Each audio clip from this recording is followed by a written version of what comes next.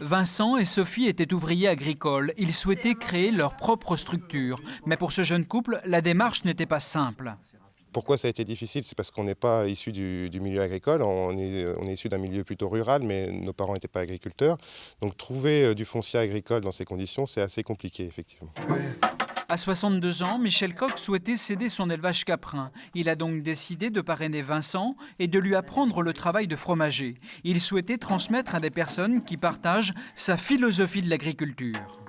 Plutôt que de céder bêtement, on a cherché plutôt à parrainer, installer un jeune couple qui pourrait vivre de son travail de façon honnête, sympathique et en fin de compte, sans que les terres partent à l'agrandissement ou à la spéculation, et puis plutôt favoriser, aider quelqu'un à l'installation.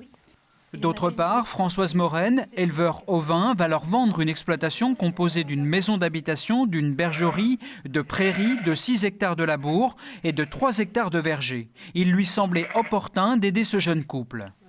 Eux ne partaient de rien du tout.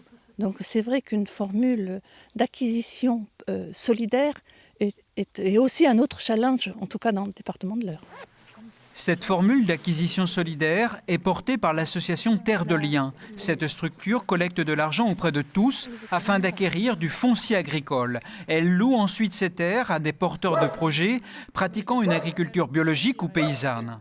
Pour que le rêve de Sophie et Vincent se réalise, la foncière Terre de Liens devra réunir environ 160 000 €. Si c'est le cas, d'ici quelques mois, on trouvera ici du fromage de chèvre, de la viande d'agneau, des œufs et probablement du cidre.